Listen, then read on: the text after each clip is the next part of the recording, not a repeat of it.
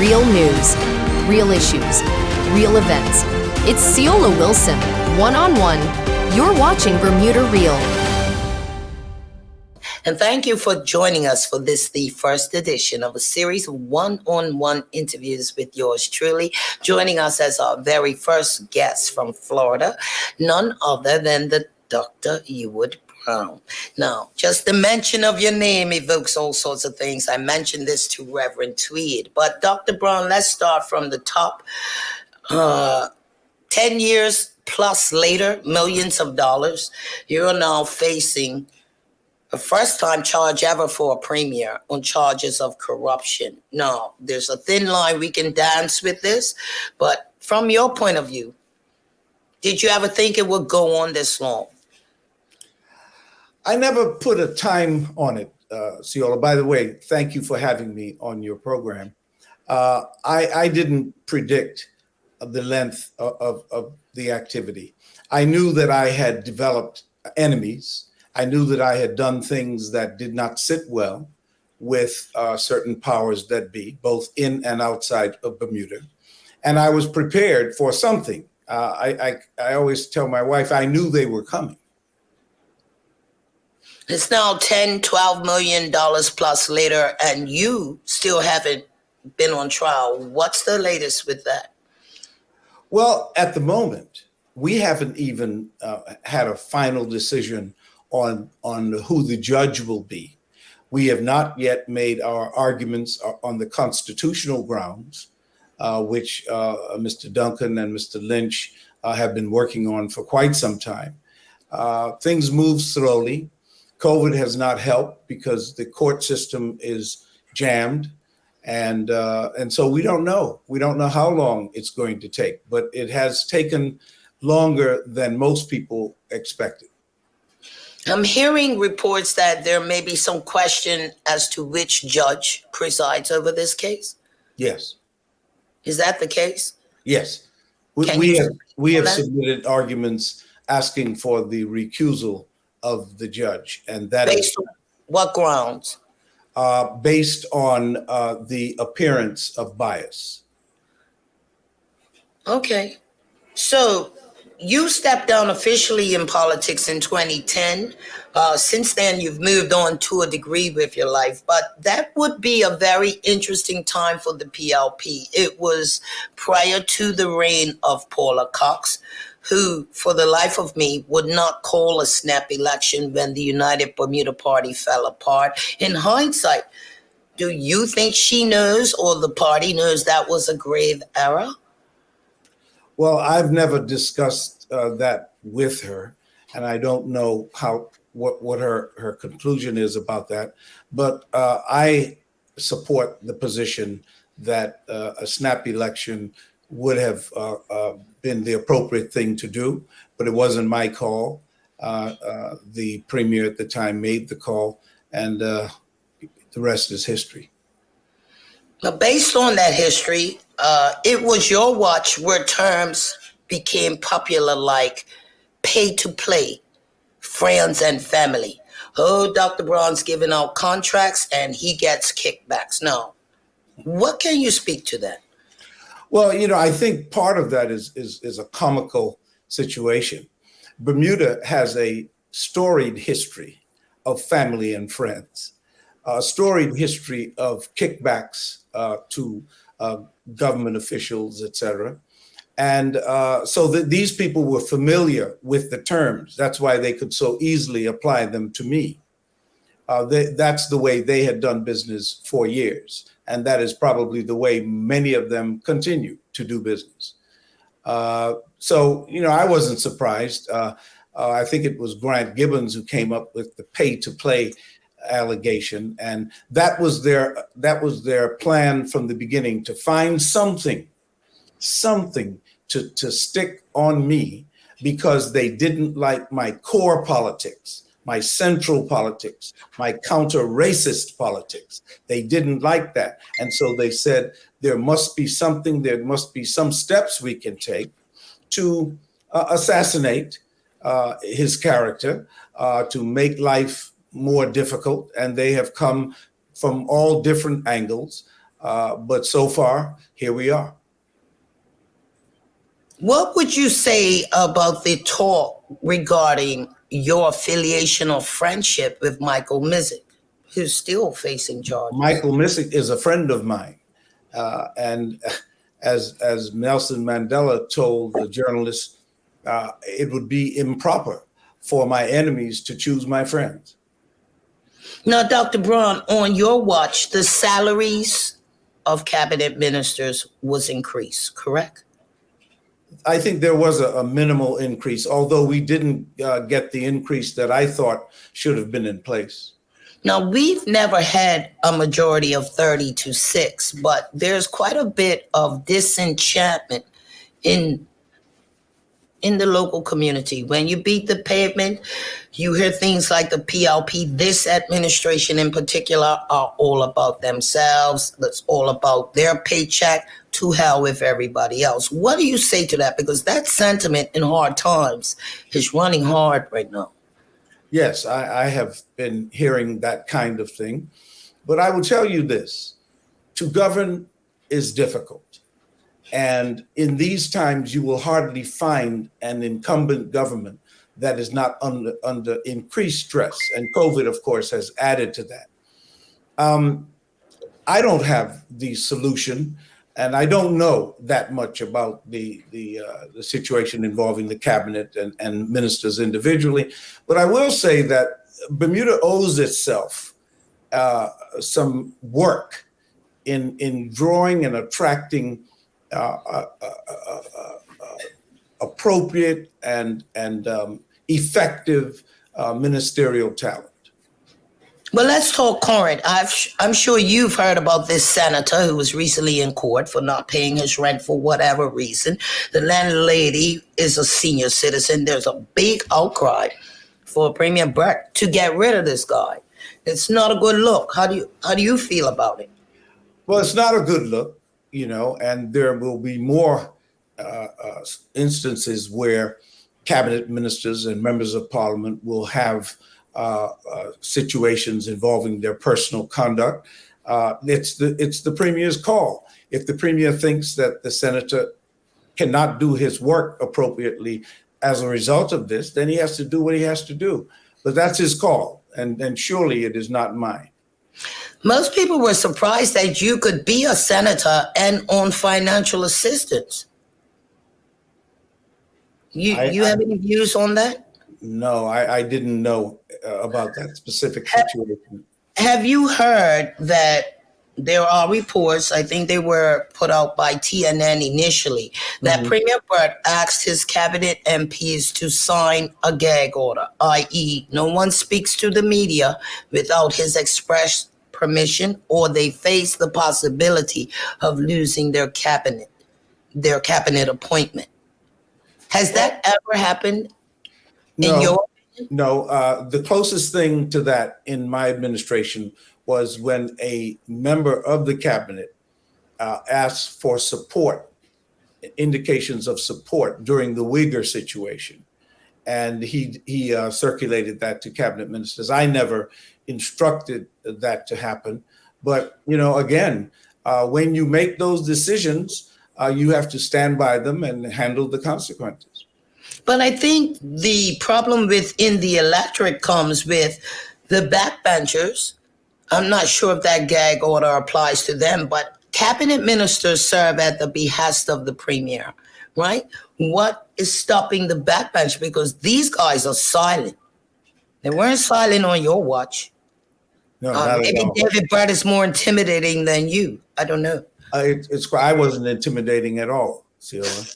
The thing is that I don't know what is what with respect to the current backbench, but it is healthy for backbenchers to speak up, and I encouraged it. A lot of people suggest that it's the money factor. Maybe they're quiet because they're hoping those 6-digit guys will fall from grace and maybe they'll get a slut. It's this whole money thing. I've heard people say that you have a House of Parliament with a government side that's filled with people who otherwise wouldn't have a job in the private sector. I mean, some of them work in the private sector, but quite a few of them don't. So to the young voter today who says politicians are all about the money, what do you say? Because I see that tide changing. I mean, recall we had almost 40% of the electorate who said to heck with both parties. I see that number growing. You say? I wouldn't be surprised if it is growing, if people become disenchanted, disillusioned with politics. That happens. Again, it depends on positions taken, directions taken by the leadership. And the selection of cabinet ministers, as you said earlier, is directly the responsibility of the premier. And he knows his team better than I do. Do you think this government is burning some bridges that won't be replaced? I don't know the story intimately enough. I have heard comments and about people being disenchanted, and I'm sure that the leadership has heard the same thing. If I can sit where I am and hear it, then I would assume that it's being heard by the leadership. And what you have to do in politics is when you hear reports, you have to respond. Maybe not publicly all the time, but you do have to make changes, adjustments in order to keep things afloat. And I have confidence that the Progressive Labor Party, despite the current conversation, can recover. No, you mentioned the Uyghurs earlier. Mm-hmm. That too is a major thorn in people's sides. They insist that Dr. Ewart had to receive something for flying those Uyghurs into Bermuda. X years later, you say. They are absolutely right. I did receive something. I received grief for 10 years after doing something that I thought was most Bermudian, to be hospitable and receptive to people who had been jailed without charges for 7 to 8 years. I think as we look now, 12 years, 13 years later, it's clear that it was the correct decision.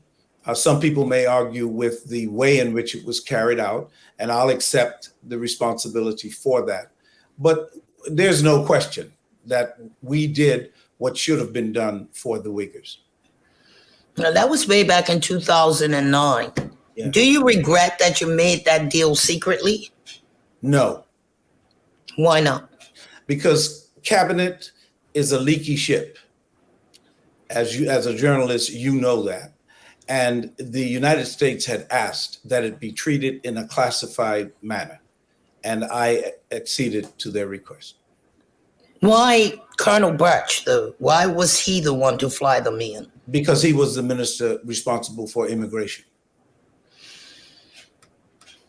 Now, you would know more than some that this year the delegates conference leaves way for a challenge.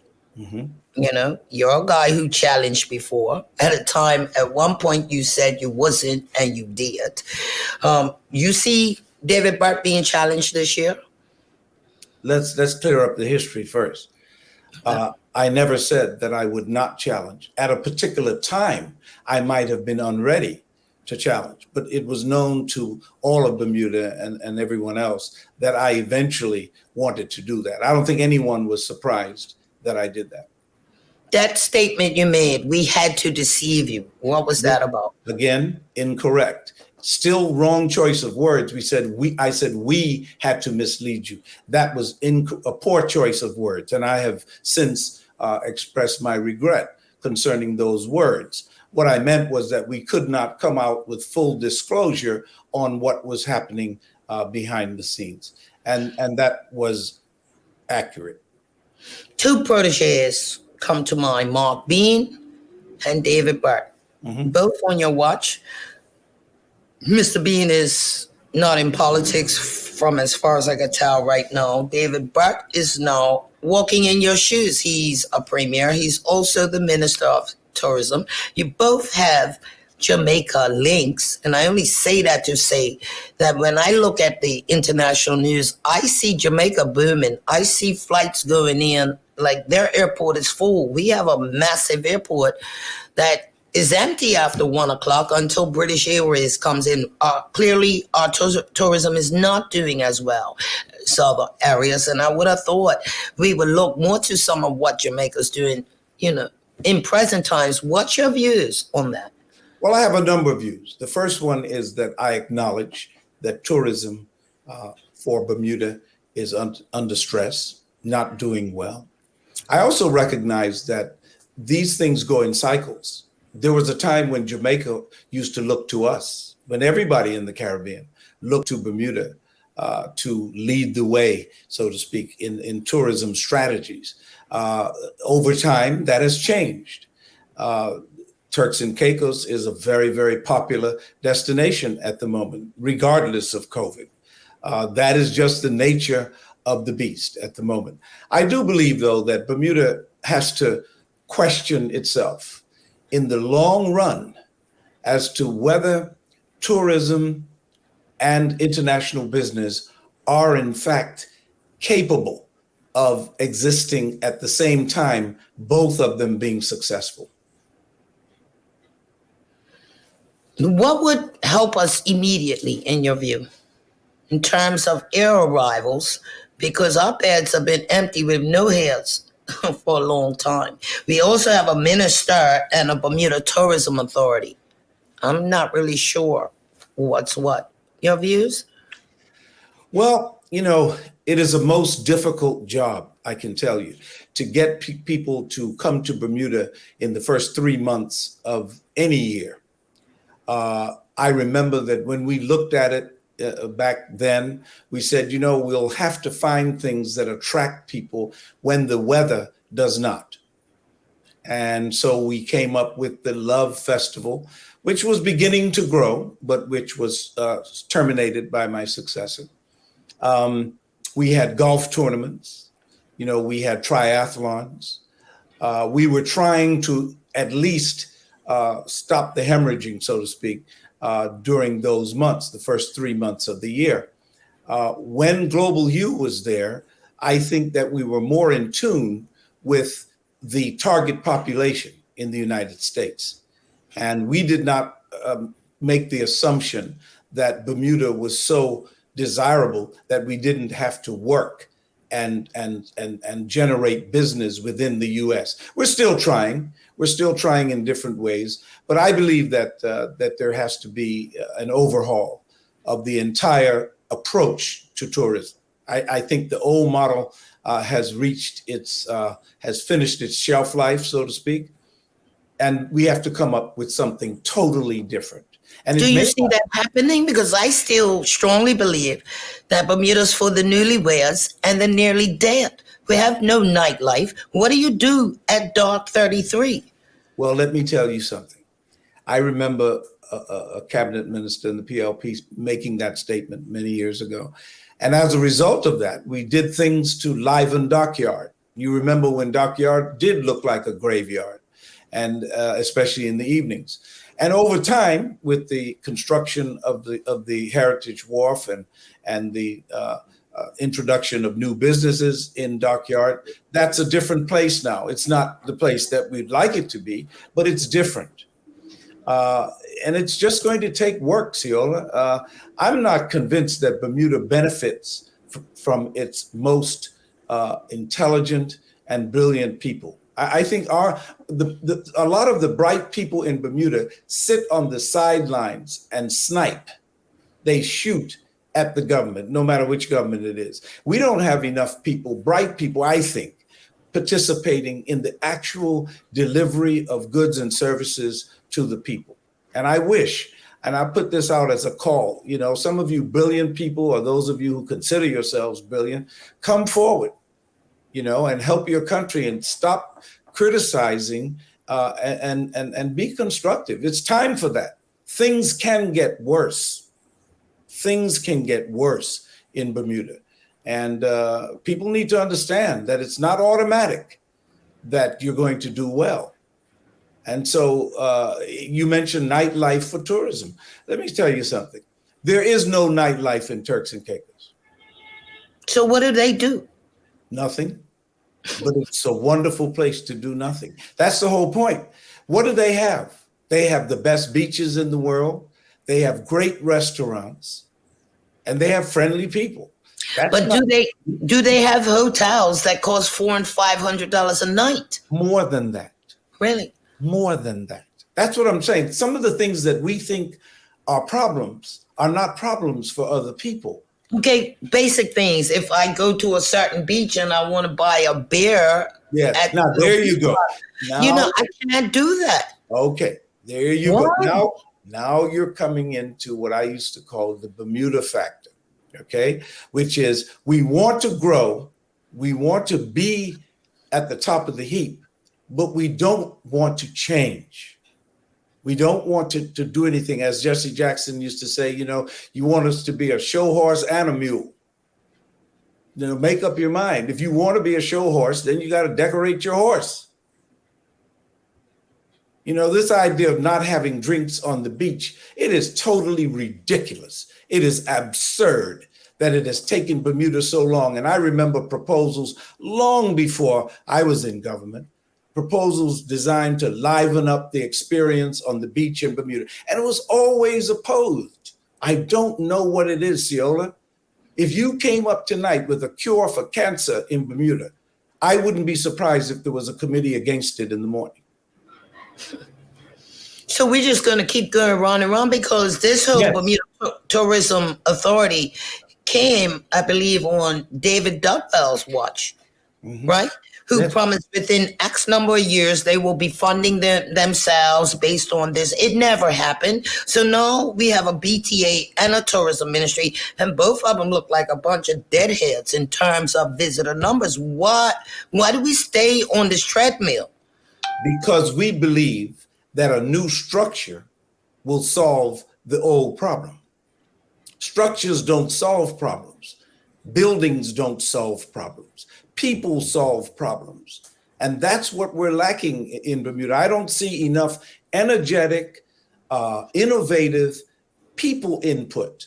And when it does come often, it's discouraged. I don't know what it is. I have thought about it. I have prayed about it. I don't know where the toxicity comes from. I have a feeling that it is based in race because we will not confront that issue. And therefore, everything else is like building a house on sand. So it's all about the tourism part of profitability for a certain persuasion and nothing for the others, because you have a government right now who says they're into empowering entrepreneurs. And you go to government and hit brick walls before you even get through the door. And then it's about whether you're in that clique or if you fit this thing. You know how it goes. I understand. Which is why friends and family is so popular. Yeah. Well, we're all friends and we're all family. That's what people don't understand. In Bermuda, if someone is not friend or family, who are they? Only one category is left is enemy. So when you say things could get worse, paint that picture for me, because economically, people are still struggling. The country's saying we can't repave roads because, money's tight. Never mind where you're going to get the asphalt. But paint that picture for me. Well, I don't want to be the messenger of doom and gloom, but I do think that if we're going to take a realistic look at the potential future of Bermuda, we have to look at the downside. The downside we could continue to lose flights, for example. And when that happens, then the dominoes begin to fall. Hoteliers will tell you, I cannot possibly continue.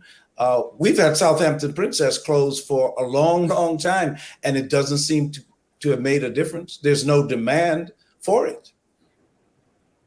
So that could happen. There could be more and more unemployment. That's a reality. Bermudians have to understand that, yes, Bermuda is another world, but Bermuda also suffers the pain of the world. And we're not excluded from that.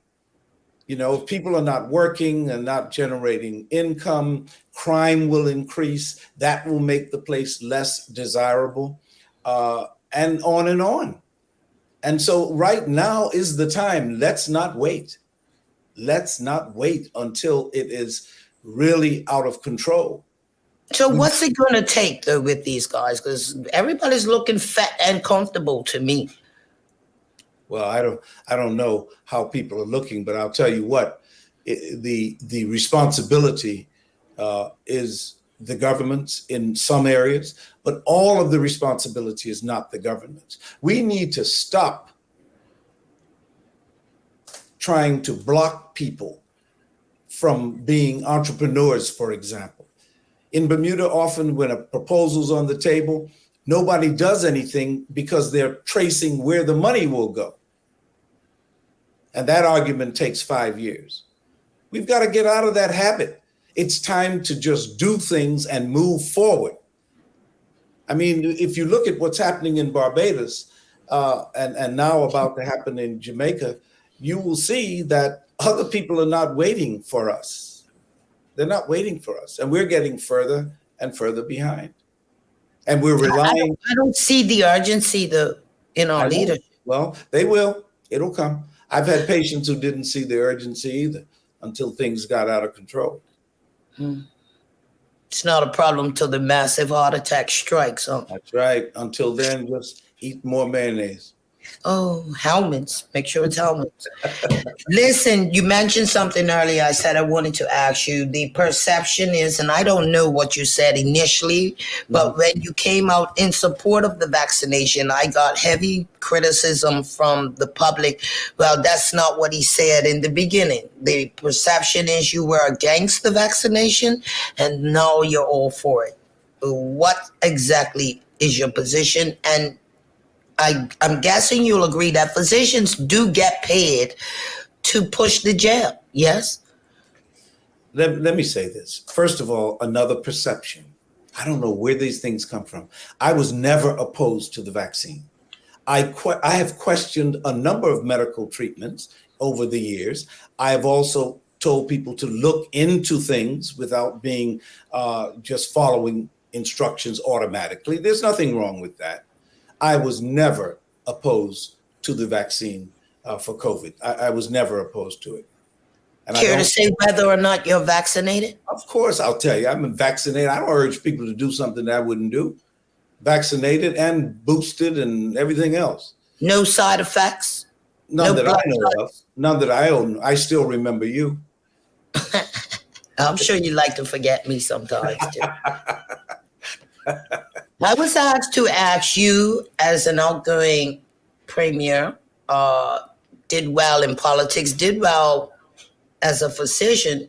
What's the one thing you feel that you did for the betterment of your country directly as it relates to Black people? Because I keep hearing people say life got worse, in particular under this PLP administration. What would you say your number one accomplishment was? You know, apart from the pay to play and all the stuff you hear. Yeah, I'm not even thinking about that. I would think, and this is for other people to determine. You know, all I did was work, and I'll leave the legacy bit up to others. I think that in my mind, the most important thing was the support and encouragement of young Black people to follow their dreams, to work hard. Mirrors was a reflection of that, all trying to improve the Black people's participation in the economy of Bermuda, which is decidedly one-sided. And so trying to fight that and trying to establish conversations about racism. But even there, you know, we had minimal success that you could measure because there's resistance. We're still not there yet. No, well, we're not there. And there are countries all over the world where people have decided not to try to go there. That if there's a perception that, and first of all, would you be surprised to hear that there's a petition due to be released this coming week calling for the powers that be to just drop this whole corruption case. That it's time to move on to end the money spending. We're talking up to $12 million for something that has yet to be brought before the courts. Would you be surprised to hear that, your reaction? Well, I'm not surprised. In fact, I'm pleased when I heard about it last week. I'm pleased that somebody wants to get on track and get Bermuda on track and get rid of all this waste that's been going on. They don't seem, the governor has the responsibility, and I want to be clear on this.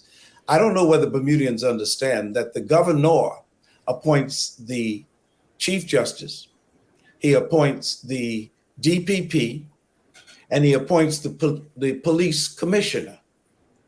All of those people report to the governor. And yet, the governor, who was offended by some of my remarks in 2007 and 8, chose to begin this craziness in trying to politically and personally assassinate my character. And then we find ourselves where the governor actually had monthly meetings of all these people who report to him about the investigation. I mean, that is unheard of. But yet something comes up calling for the investigation of a police commissioner, and that gets taken off the table almost immediately.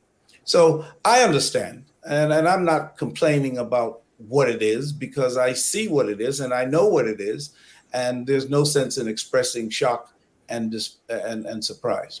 Speaking of the police commissioner, you would know that we just had the abrupt resignation of Stephen Corpus. There are 3 Black Bermudians in line who are fully qualified for that position. Months later, still no appointment, while crime and murders and serious crime continues. You surprised by the length of time?